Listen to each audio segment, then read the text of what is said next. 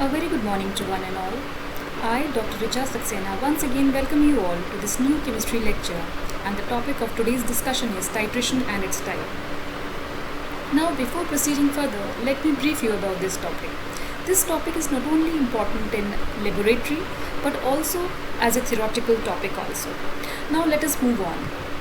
First of all, let us discuss the common glasswares which are used in titration. The glasswares which are commonly used are burette, pipette, conical flask, beaker and measuring cylinder. The image is displayed in the slide. The horizontally placed apparatus is basically the burette, which is very important, and the glassware just above it is conical flask, which is also required during titration. Apart from this, measuring cylinder and beaker is also there in the slide. Alright, then let us move to the titration setup. Now, before understanding this concept of titration or the topic titration, let us first of all discuss the titration setup so that you can just imagine while learning about titration, you can just imagine how exactly titration is being done. So, commonly what basically is done is the burette is clamped on the stand which you can see in the image, and the burette is filled with the standard solution. The standard solution is the solution whose concentration or strength is known to us. Say for example, its normality or molarity is known to us as a known amount of that particular reagent is dissolved in a definite amount of water and solution is prepared. So that's why we say that it's a standard solution, say n by 10 normal, n by 50 normal, or an m by 50 molar solution. So basically a variety of solutions could be prepared accordingly. So while filling the burette with the standard solution, make sure that the knob is closed, which is present at the bottom of the burette, so as to avoid the leakage of the reagent. Alright, now the glassware which you can see in which liquid is coming from the burette is conical flask, which is also mentioned here in the image as titration flask. So this titration flask or the conical flask is the glassware in which the sample to be analyzed or the sample under question is taken. So two solutions are to be taken. One which is standard solution is taken in the burette, and another one which is under question or the analyte is taken in the conical flask.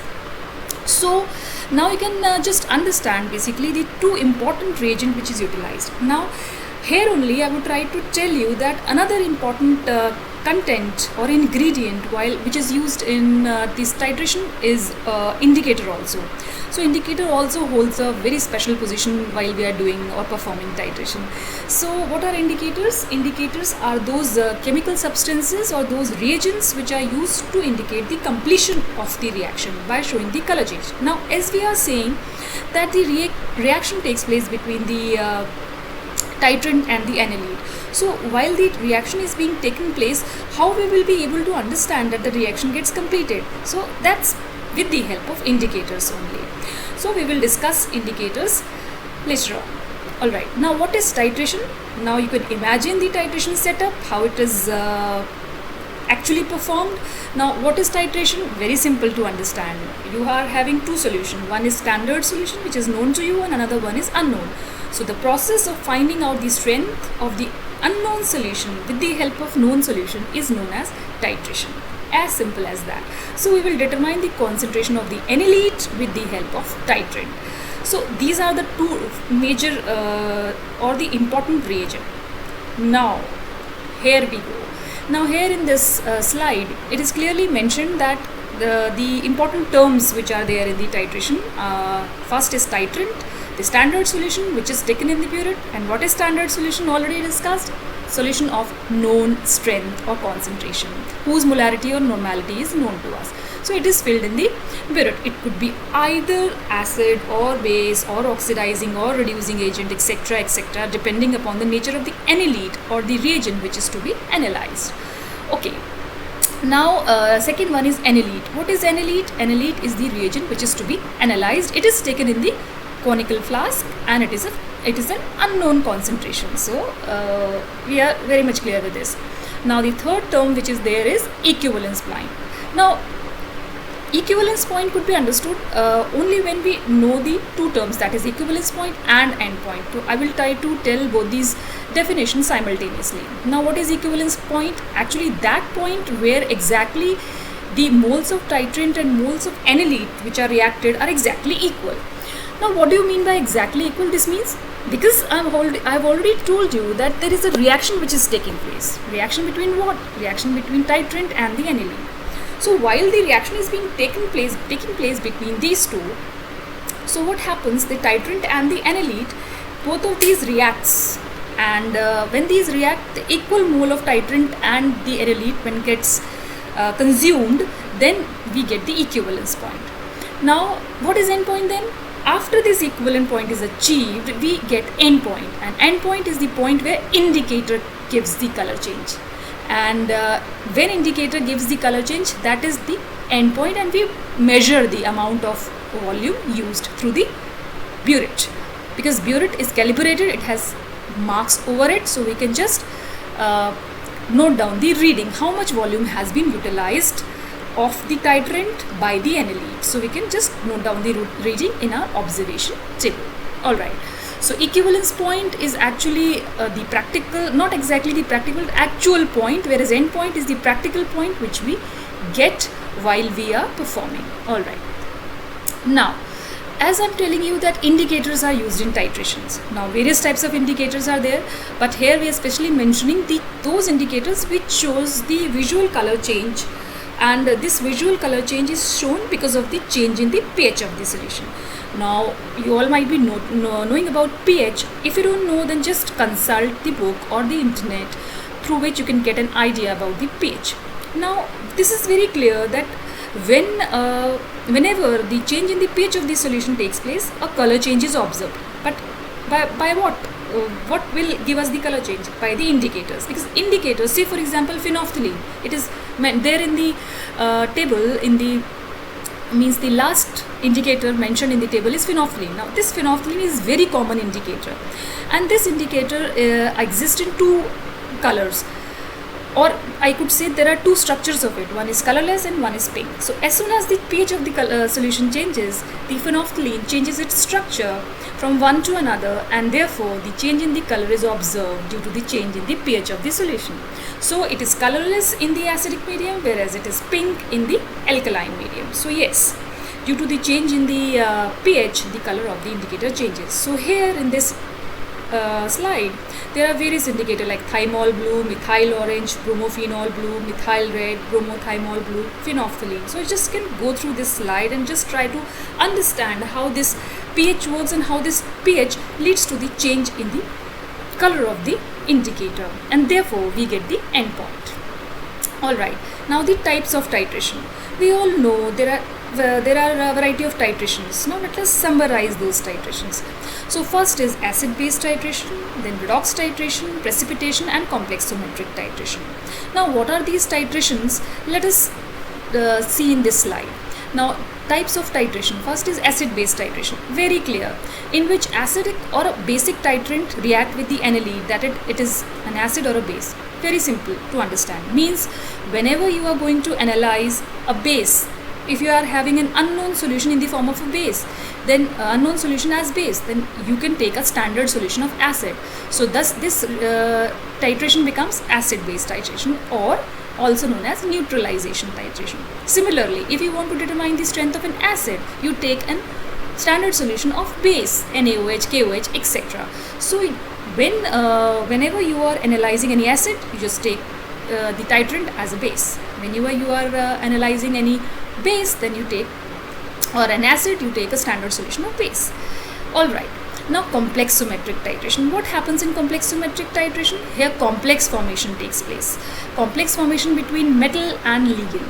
So metal forms complex with the ligand, and this particular titration is observed while we are determining the hardness of an unknown water sample. So while we are determining the hardness, the calcium magnesium ion present in the water sample, those metal ions are to be determined. Very clear, hardness is due to these calcium magnesium ions. So an complexing agent, say EDTA, ethylene diamine tetraacetic acid, is taken as a standard solution in the burette, and reaction is performed. So therefore this particular type of titration is known as complexometric titration. Third one is precipitation titration. As the name suggests, precipitate formation might be taking place. Therefore, this is known as precipitation titration. So here, precipitate formation takes place between the analyte and the titrant. Say for example, if I want to determine the presence of chloride ion in a water sample, then what I'll do, I'll take silver nitrate at the standard solution. So what will happen? Silver nitrate, when react with chloride ion present in the water sample, it forms a precipitate of silver chloride. So when the precipitate formation takes place, and with the help of a suitable indicator, we can just identify amount of chloride ion present in the water sample. Alright, now last one is redox titration. And redox titrations are nothing but where the titrant is an oxidizing or a reducing agent. We know that redox, whenever the word redox comes, it click in our mind that yes, redox involve both reactions, oxidation and reduction, which are occurring simultaneously. So very clear that when the titrant is oxidizing, then analyte will be of reducing nature. When the titrant is of reducing nature, then the analyte should be of oxidizing nature. In this way, we can just perform these 4 types of titration. But nevertheless, the most important thing is, which I would like to add up here, is we are not completed with the type of titration. One more is left, which I'll discuss now. This one is another set of titration, that is iodine titration. Now, what these iodine titrations are like? Iodine titrations, as the name suggests, they are those titrations in which iodine as an important reagent is there, or an important agent. When iodine is there, they are known as iodine titration. Now, it could be present or it could be there in 2 forms. And these 2 forms, what are those 2 forms? First is iodimetric titration and another one is iodometric titrations. So when I say iodimetric titration, here only one reaction is taking place. Means a standard solution of iodine is prepared and it is allowed to react with a reducing analyte. And when I talk about iodometric titration, and here basically 2 reactions takes place. And what are those reactions? In this, a standard solution of sodium thiosulfate is filled in the burette, very obviously, because that is the standard solution, that is the titrant. Whereas in the conical flask, we take any of the analyte, means whatever to be determined, which has to be an oxidizing nature. It is allowed to react with Ki. When these 2 reagents, means the Ki and oxidizing analyte react, it liberates iodine. So here iodine is liberated indirectly. You can easily imagine that. And now here 2 reactions are taking place. What 2 reactions? What are those 2 reactions? First, an oxidizing analyte plus Ki, which will liberate iodine. Whereas second reaction is the one in which this liberated iodine will be allowed to react or will be allowed to titrate with the standard solution of sodium thiosulfate filled in the burette. So iodimetric and iodometric titration are again very important. But now the question arises, why these 2 types of iodine titrations are there? Is there any specific purpose? So I'll tell you, yes, for specific purpose, for analyzing specific analyte, these 2 titrations are performed. Now, before going into detail into it, I have to take it will take a little bit time more. So what we'll do is we will discuss this topic in a separate lecture. So for today, I guess this much is enough. So try and learn whatever I have taught to you. Just go through the slide once again and just try and consult books, internet for this topic and add more to your notes so that you can develop a more better understanding for the topic. Finally, I would say that this was enough for today's lecture. I hope that you will just consult the books and the internet, whatever, and just try to prepare your notes for this. And if you have any query, you can just write to me at richasaxena17@gmail.com. So all the best. See you in the next lecture. Thank you so much. Thank you.